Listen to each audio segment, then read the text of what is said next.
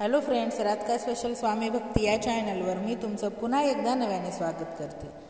तर आज आपण आपल्या व्हिडिओमध्ये पितृपक्षात ऐकली जाणारी एक कथा ऐकणार आहोत। ही कथा तुम्ही शेवटपर्यंत नक्कीच ऐका। ही कथा ऐकल्याने पितृदोष कायमचा नाहीसा होतो। तुमच्या कुटुंबावर जर का पितृदोष असेल तर तो नाहीसा होईल आणि तुमचा संसार, तुमचं आयुष्य, तुमचं कुटुंब सर्व काही सुखी होईल। तुम्हाला तुमच्या आयुष्यात जे हवं आहे ते नक्कीच मिळेल। तर ही कथा जी आहे ना, ती एका कावळ्याने कावळीला सांगितलेली आहे कथा। तर तीच कथा आज आपण आपल्या व्हिडिओमध्ये पाहणार आहोत। चला तर मग व्हिडिओला सुरुवात करूया। एकदा दोन भाऊ बहीण होते। दोघांचेही लग्न झालं होतं आणि दोघांनाही दोन मुलं होती। बहीण विधवा झाली होती आणि तिच्या भावाच्या घरी राहत होती। यामुळे तिची बहिणी खूप रागात असायची।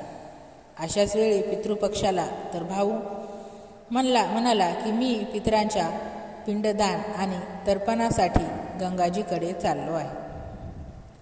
असं म्हणून तो गंगाजीकडे निघून गेला। भावाच्या जाण्यानंतर बहिणीने शेतात बहीण आणि तिच्या मुलांसाठी झोपडी बांधली। बहीण तिच्या मुलांसोबत आता झोपडीत राहू लागली। ती सकाळ संध्याकाळ भावाच्या घरी काम करायची आणि बदल्यात वहिनी तिला उरलेलं सुरलेलं अन्न द्यायची। जेव्हा ती वहिनीच्या घरून यायची तेव्हा ती चाळलेल्या पिठाचा कपडा घेऊन यायची। घरी गेल्यावर त्या कपड्याला पाण्यात भिजून ती मुलांना खीर खाऊ घालायची। एकदा वहिनीने तिला कपडा नेताना पाहिलं तेव्हा ती म्हणाली, अगं बाई, कपडा कुठे घेऊन जात आहेस? चाळलेल्या पिठाचा कपडा इथे ठेवून जा। तिनं तसंच केलं। त्या दिवशी वहिनीने तिला उरलेलं नाही दिलं नाही आणि म्हणाली, उद्या तुझ्या आईचा श्राद्ध आहे, पण न बोलवता येऊ नकोस। आणि हो, अंगणात असलेलं पिपळाचं झाड हललं तरच ये। हे ऐकून बहीण खूप दुःखी झाली आणि रडत रडत झोपडीत परतली। घरी गेल्यावर मुलं म्हणाली, आई आई, भूक लागली आहे का काही खायला? देते म्हणाली। बाळांनो, आज आपण उपवास करणार आहोत। आज उपाशी झोपायचं आहे। दुसऱ्या दिवशी मुलं म्हणाली, आई, मामीने सांगितलं होतं की आज नानीचं श्राद्ध आहे, तर तिथे जाऊया का? तर आई म्हणाली, बाळांनो, मामीने सांगितलं होतं की जर अंगणातल्या पिंपळाचं झाड हललं तरच ये। तुम्ही सांगा, झाड हलतात का? फक्त पान हलतात, फांद्या हलतात, पण झाड हलतं का? तिने मुलांना समजावलं की बाळांनो, न बोलवता कुठेही जायचं नाही। संध्याकाळ झाली तेव्हा तिचे भाचे आले आणि म्हणाले, आत्या, आईने अन्न पाठवलं आहे। ती पाहते तर अन्न म्हणून फक्त 2 पोळ्या आणि भात ठेवलं होतं। हे पाहून तिला खूप राग आला आणि तिने मुलांना सांगितलं, हे अन्न झोपडीच्या छपरावर फेकून द्या। आणि उपाशीच मुलांना घेऊन ती झोपी गेली। पूर्ण रात्र ती गंगा मातेला म्हणत होती, हे आई, माझ्या भावाचं रक्षण करतो, आमचं रक्षण करेल। दुसऱ्या दिवशी वहिनी आली आणि म्हणाली, बाईजी, उद्या तुमच्या वडिलांचे श्राद्ध आहे, न बोलवता ये, पण अंगणातलं पिंपळाचं झाड हललं तरच ये। दुसऱ्या दिवशीही ती वहिनीच्या घरी गेली नाही। संध्याकाळी तिचे भाचे परत आले आणि त्यांनी 2 कोरड्या पोळ्या भातासह आणून दिल्या। तिने पुन्हा त्या 2 कोरड्या पोळ्या आणि भात झोपडीच्या वर फेकून दिले आणि उपाशीच मुलांना घेऊन झोपली। ती पूर्ण रात्र रडत होती आणि गंगा मातेची प्रार्थना करत होती। असेच करत करत पितृपक्षाचे 16 दिवस निघून गेले आणि तिचा भाऊ परत आला। त्याने पाहिलं की घराच्या अंगणात फक्त चिखलच चिखल आहे। तो बायकोला विचारू लागला, हा कसला एवढा चिखल आहे आणि माझी बहीण आणि भाचे कुठे आहेत? तेव्हा त्याची बायको म्हणाली, श्राद्धाच्या 16 दिवसापर्यंत मी तुमच्या बहिणी आणि भाच्यांचे पाय कच्च्या दुधाने धुतले आहेत, म्हणून इथे चिखल झाला आहे।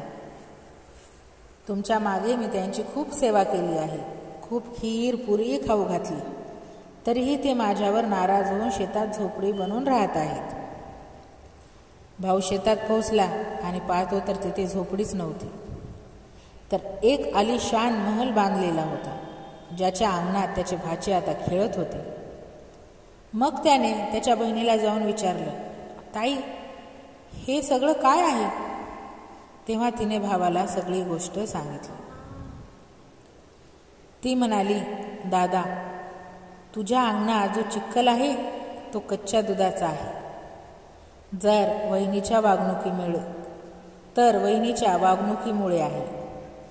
मी जे रात्रंदिवस रडत होते ते अश्रूंचा चिखल आहे.